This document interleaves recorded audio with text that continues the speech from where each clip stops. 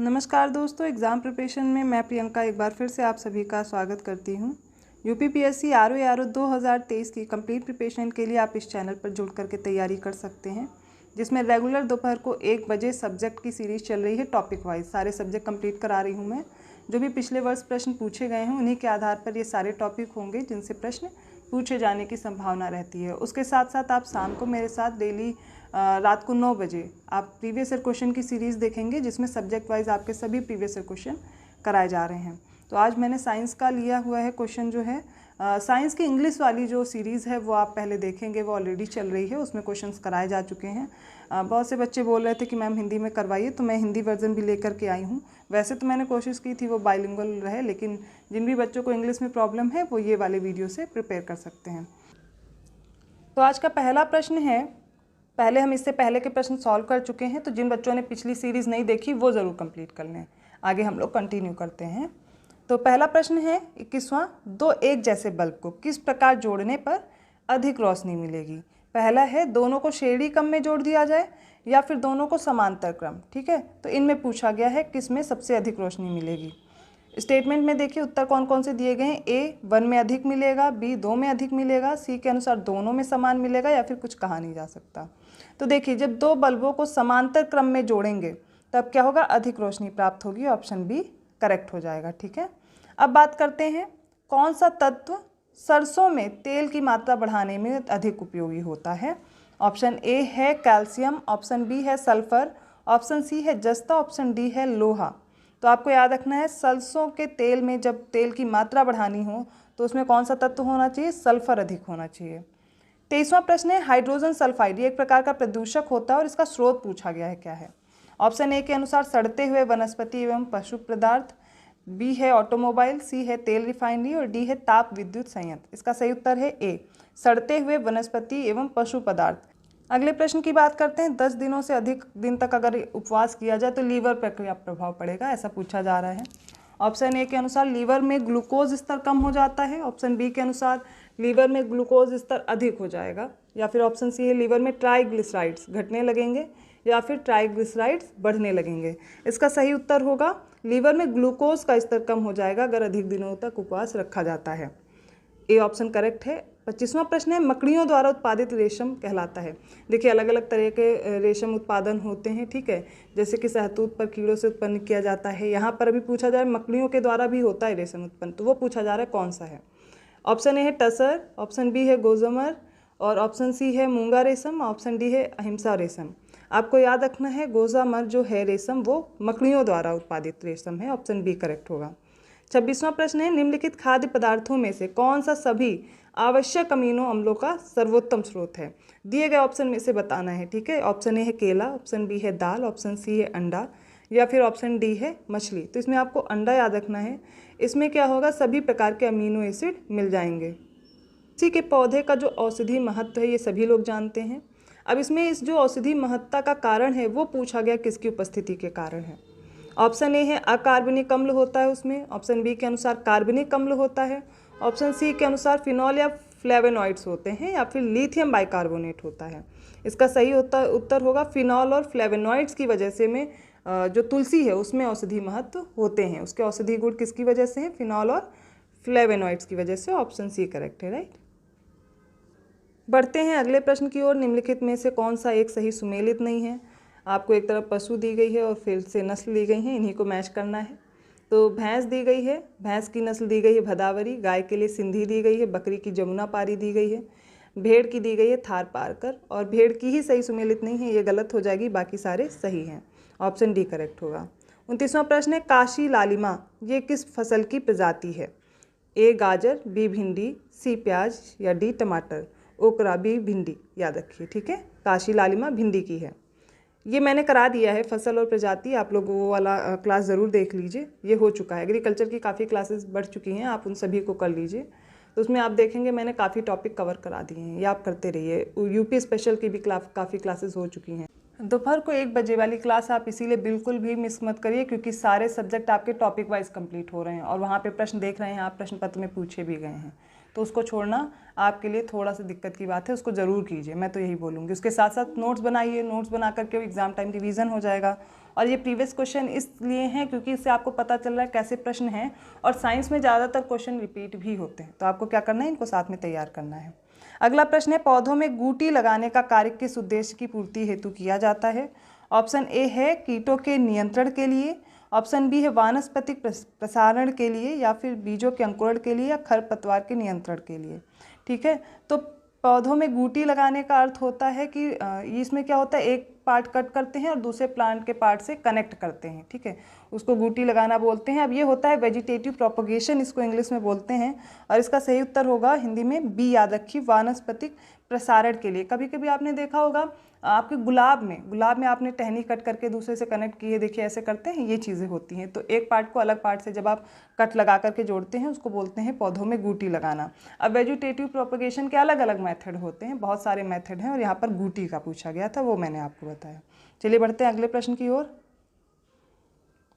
श्वेत वस्त्र काले वस्त्रों की अपेक्षा ठंडे होते हैं क्योंकि वे पूर्ण प्रकाश अवशोषित कर लेते हैं, ऑप्शन ए। ऑप्शन बी है वे प्रकाश अभिच्छेदन रोकते हैं, ऑप्शन सी है वे सूर्य के प्रकाश को पूर्णतया ठंडा करते हैं, और ऑप्शन डी के अनुसार वे संपूर्ण प्रकाश को परावर्तित करते हैं। देखिए जो वाइट कलर के सफ़ेद कपड़े होते हैं वो क्या करते हैं, संपूर्ण प्रकाश को परावर्तित कर देते हैं। ऑप्शन डी करेक्ट होगा। अगर ब्लैक पूछा जाए वो क्यों गर्म होता है, क्योंकि वो पूर्ण प्रकाश को क्या करता है, अवशोषित कर लेता है। यहाँ पर ऑप्शन डी होगा क्योंकि श्वेत वस्त्र के बारे में पूछा गया है।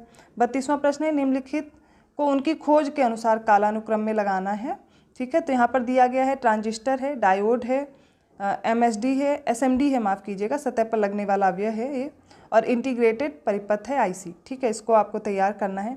इसमें सबसे पहले डायोड याद रखना है, डायोड के बाद ट्रांजिस्टर, ट्रांजिस्टर के बाद आपको याद रखना है इंटीग्रेटेड परिपथ, और उसके बाद एसएमडी। तो यहाँ पर सी ऑप्शन करेक्ट होगा, 2143। 33वां प्रश्न है, सूची 1 को सूची 2 से सुमेलित करना है। पहली सूची में देखिए क्या दिया गया है और दूसरी सूची में देख लेते हैं। पहला ऑप्शन है सिरका में उपस्थित अम्ल पूछा गया है। बी, दूध का खट्टा होना किसकी वजह से होता है। सी दिया गया हड्डियों में उपस्थित यौगिक को क्या कहते हैं। डी के अनुसार अमाशय रस में उपस्थित अम्ल को क्या कहते हैं। अब इसमें सूची 2 में है, माफ़ कीजिएगा, कैल्शियम फॉस्फेट, हाइड्रोक्लोरिक अम्ल, एसिटिक अम्ल और लैक्टिक अम्ल। देखिए सिरका अगर नहीं याद है कोई बात नहीं, आपको दूध का खट्टा होना तो सभी ने रटा होगा, इसका हो जाएगा लैक्टिक अम्ल। नहीं याद है तो याद कर लीजिए। और हड्डी में उपस्थित यौगिक भी सबको पता होगा, कैल्शियम फॉस्फेट। इतना अगर याद है बस आपको आंसर मिल जाएगा। अगर नहीं मिल रहा है फिर आप क्या करेंगे, पेट में अमाशय में क्या होगा, हाइड्रोक्लोरिक अम्ल। HCl होता है सिरका में, एसिटिक अम्ल। अब यहीं पर आपको क्या करना है, याद कर लेना। ऑप्शन बी करेक्ट हो जाएगा। नेक्स्ट क्वेश्चन है, रेडियोधर्मिता के संदर्भ में निम्नलिखित कथनों में से कौन से कथन सही हैं।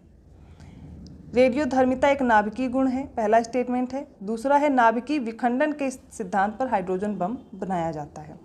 पूछा गया है पहला कल सही है, दूसरा सही है, दोनों सही है, या ना तो एक ना तो दोनों। याद रखिए रेडियोधर्मिता क्या है, एक नाभिकीय गुण है, बिल्कुल सही दिया गया है। और नाभिकीय विखंडन के सिद्धांत पर हाइड्रोजन बम दिया गया, ये गलत है। नाभिकीय संलयन के सिद्धांत पर क्या होता है, हाइड्रोजन बम बनाया जाता है। तो इसलिए केवल पहला स्टेटमेंट सही होगा, और इसी प्रकार आपका आंसर ए करेक्ट हो जाएगा। नेक्स्ट क्वेश्चन है, निम्नलिखित में से गैसों का कौन सा युग्म गोताखोर को सांस लेने संबंधी क्रियाओं में उपयोग किया जाता है। ऑप्शन ए है ऑक्सीजन और हीलियम, ऑप्शन बी है ऑक्सीजन और नियॉन, ऑप्शन सी है ऑक्सीजन और नाइट्रोजन, और ऑप्शन डी है ऑक्सीजन और ऑर्गन। आंसर इसका ए होगा, ऑक्सीजन और हीलियम प्रयोग किया जाता है गोताखोरों को सांस लेने के लिए। अगला प्रश्न है, सूची 1 को सूची 2 से सुमेलित करना है।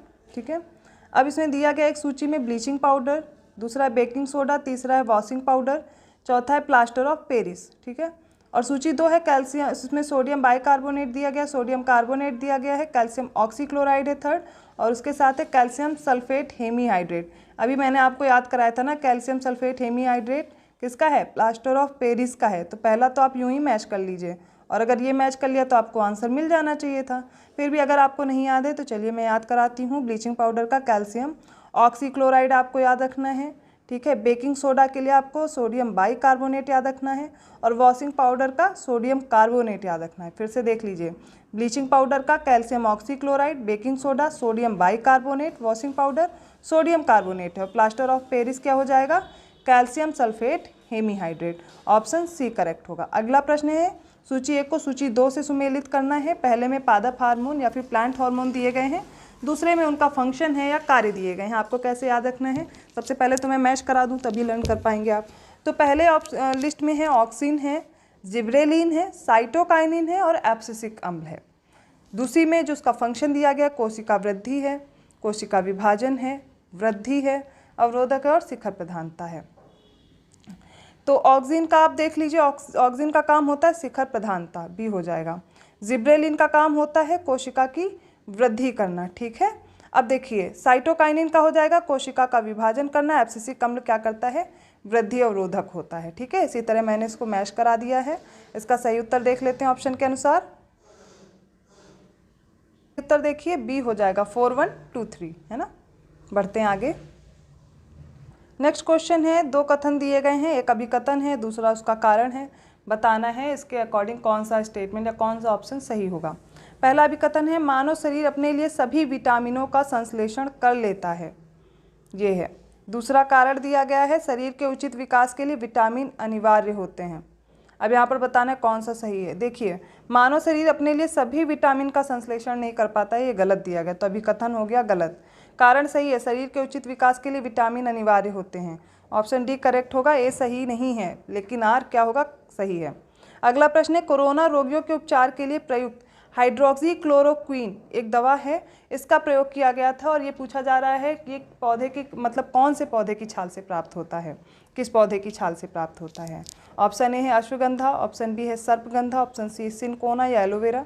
इसका सही उत्तर होगा सिनकोना। सिनकोना की छाल से बनाया जाता है हाइड्रोक्सीक्लोरोक्वीन दवा। अगला प्रश्न है, निम्नलिखित में से कौन सही सुमेलित नहीं है, फसल है और इसकी प्रजाति दी गई है। देखिए बार बार इससे प्रश्न आ रहे हैं और ये मैं टॉपिक करा चुकी हूँ, उसको आप लोग प्रिपेयर कर लीजिए। ए है सरसों, उसकी प्रजाति वरुणा दी गई है, मटर की रचना दी गई है, अलसी की नीलम दी गई, धान की राधे। डी गलत है, धान की राधे नहीं है, बाकी सारी सही दी गई हैं, ठीक है। तो यहाँ तक हमने कुछ इंपॉर्टेंट क्वेश्चंस देखे हैं। ऐसे ही और प्रश्नों के साथ मिलते हैं अगले वीडियो में, तब तक के लिए धन्यवाद।